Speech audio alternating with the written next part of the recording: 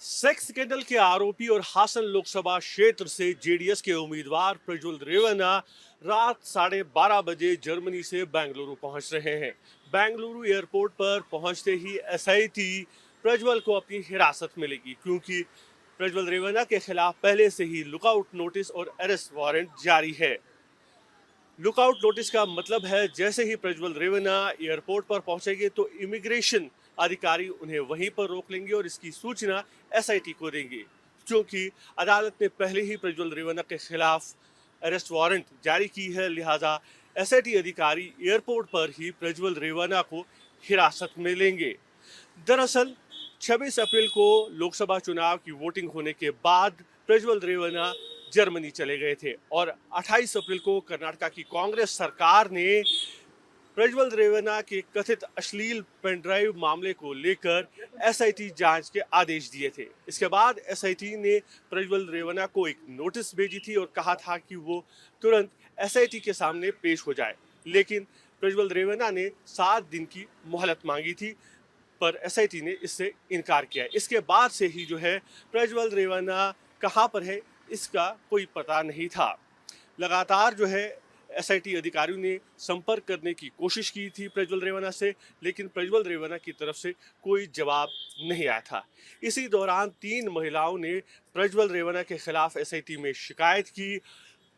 इस शिकायत पर जो है एसआईटी ने 3 मामले प्रज्वल रेवन्ना के खिलाफ दर्ज किए, जिसमें एक यौन उत्पीड़न का है और 2 बलात्कार के मामले हैं। इसी मामले में जो है यौन उत्पीड़न के मामले में प्रज्वल रेवन्ना के पिता एचडी रेवन्ना भी आरोपी है। हालांकि प्रज्वल रेवन्ना का कहना है कि उन पर लगे सारे आरोप झूठे हैं और ये एक पॉलिटिकल कॉन्स्पिरेसी है। कुछ दिन पहले प्रज्वल रेवन्ना ने एक वीडियो भी जारी किया और कहा कि वो 31 मई को 10 बजे एसआईटी के सामने पेश होंगे, लेकिन एसआईटी अधिकारियों का कहना है कि अरेस्ट वारंट पहले ही इशू हो चुका है, लिहाजा बेंगलुरु पहुंचते ही प्रज्वल रेवन्ना को गिरफ्तार किया जाएगा। इस पूरे मामले की अगर हम बात करें तो 21 अप्रैल को हासन लोकसभा क्षेत्र में कई लोगों के पास कुछ अश्लील वीडियोस पहुंचे थे और आरोप लगाया जा रहा था कि इन अश्लील वीडियोस में प्रज्वल रेवन्ना है। इसके बाद जो है 23 अप्रैल को प्रज्वल रेवन्ना ने नवीन गौड़ा नाम के एक शख्स के खिलाफ हासन में शिकायत की और कहा कि नवीन गौड़ा जो है मॉर्फ्ड वीडियोस प्रज्वल रेवन्ना के फैला रहा है और उसके खिलाफ तुरंत कार्रवाई की जाए। फिर कर्नाटक स्टेट वुमेन कमीशन ने मुख्यमंत्री सिद्धरमैया को एक चिट्ठी लिखी और कहा कि इस पूरे मामले की जांच की जानी चाहिए, जिसके बाद मुख्यमंत्री सिद्धरमैया ने एसआईटी का गठन किया। लगातार जो है इस मामले की जांच चल रही है और इसी दौरान मैसूरू के केआर नगर इलाके से एक युवक ने पुलिस में शिकायत की कि उनकी मां का अपहरण एचडी रेवन्ना ने किया है।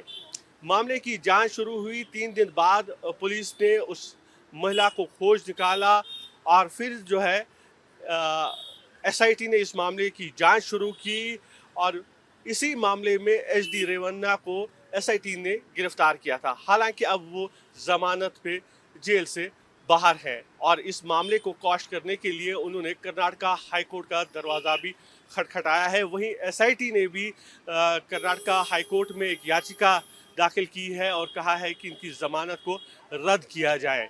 वही प्रज्वल रेवन्ना की मां भवानी रेवन्ना ने भी अदालत में एक याचिका दी है और कहा है कि उन्हें एंटिसिपेटरी बेल दी जाए। और साथ ही साथ कल जो है प्रज्वल रेवन्ना ने भी अपने ऊपर लगाए गए आरोपों को झूठ बताते हुए तीनों मामलों में अदालत में एंटिसिपेटरी बेल के लिए याचिका दाखिल की है, जिसकी सुनवाई जो है कल होने वाली है और कल ही जो है प्रज्वल रेवन्ना भी यहाँ पहुँचेंगे। हालांकि एसआईटी ने स्पष्ट किया है कि वो प्रज्वल रेवन्ना को एयरपोर्ट से ही हिरासत में लेंगे, तो ऐसे में देखना होगा कि कल दोपहर तक जो है इस मामले को लेकर क्या जानकारी मिलती है।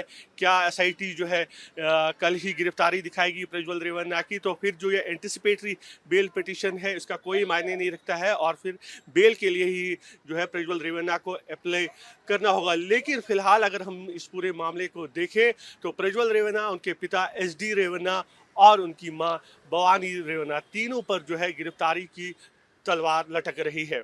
वीडियो जर्नलिस्ट मोनीश के साथ यासर मुश्ताक, न्यूज़ नेशन, बेंगलुरु।